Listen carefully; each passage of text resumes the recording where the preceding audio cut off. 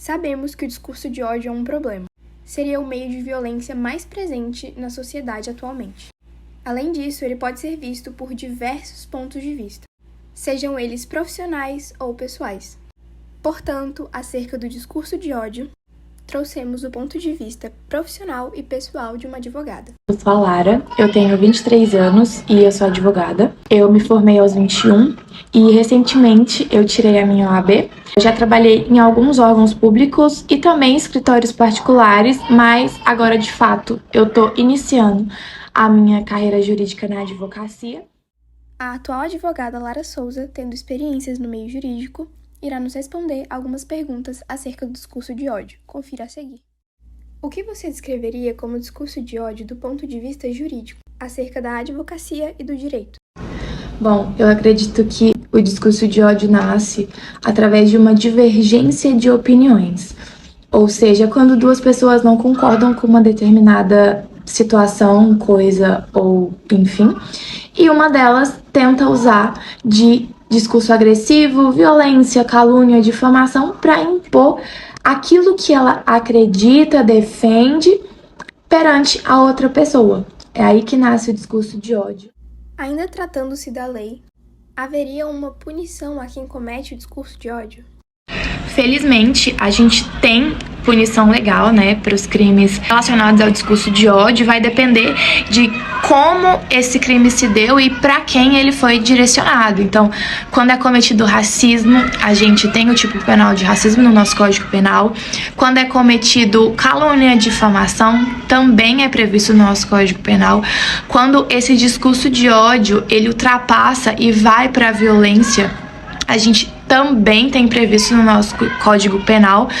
E dependendo de onde esse discurso de ódio chega, vai caber prisão e tudo mais. Agora, tratando-se da internet, você diria que o discurso de ódio se limita a ela? E se não, de que formas o discurso de ódio aparece fora da internet? Bom, hoje em dia é muito comum a gente ver o discurso de ódio aí na internet, é onde a gente mais está acostumado a lidar com isso, mas não se limita à internet. No meio jurídico é muito comum que isso ocorra, principalmente em órgãos que tenham hierarquia, ou seja, alguém é subordinado a alguém. Sempre vai ter uma imposição de uma opinião, uma imposição de vontade e às vezes essas imposições vêm com discursos bem violentos, agressivos e muitas vezes até machistas para nós que somos mulheres nesse meio jurídico.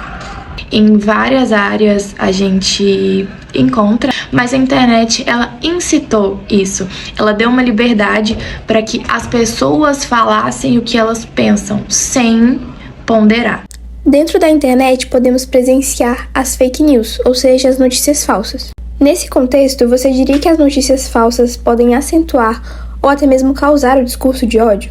Eu acredito que as fake news elas estão aí para incitar ainda mais isso e tudo que a gente vê na internet hoje em dia, fofoca, enfim. Além disso, na sua opinião, como o discurso de ódio poderia ser evitado na internet? Uma forma que poderia melhorar seria mais juridicamente mesmo. É uma coisa que já acontece, mas que deveria ser levada um pouco mais a sério. Agora, falando um pouco sobre a sociedade e a prática do discurso de ódio, você diria que as pessoas descrevem o discurso de ódio como um problema? E qual seria o limite entre o discurso de ódio e a liberdade de expressão? Bom, eu não acho que as pessoas descrevem discurso de ódio como um problema, muito pelo contrário, eu acho que elas banalizaram isso. Elas fazem como se fosse algo normal e ok. E aí a gente entra na linha tênue, entre o discurso de ódio e a liberdade de expressão. Até onde é liberdade de expressão e a partir de onde começa a ser discurso de ódio. Eu acho que as pessoas elas não entendem mais o peso de algumas coisas que elas impõem às outras pessoas. Terem opiniões diferentes é normal, as pessoas precisam começar a entender isso. Aliás, elas já deveriam entender isso. Sua liberdade de expressão, ela acaba quando a do outro começa. E é exatamente isso que a gente tem que levar para a vida. A minha opinião, ela é minha e é isso. Finalmente, Tratando-se de uma solução para o discurso de ódio, qual seria essa solução? Bom, eu acredito que o discurso de ódio vai ser um problema aí que vai permear a nossa sociedade por bons longos anos, mas que quando as pessoas começarem a entender que opinião cada um tem a sua e que ela não precisa ser imposta a ninguém, aí sim a gente vai começar a progredir em relação ao discurso de ódio. Nessa entrevista, captamos um dos poucos pontos de vista acerca do discurso de ódio. É um tema muito importante a ser abordado. Concluímos que o discurso de ódio é crime. Precisamos melhorar e acabar com a violência. Now the world don't move to the beat of just one drum. What might be right for you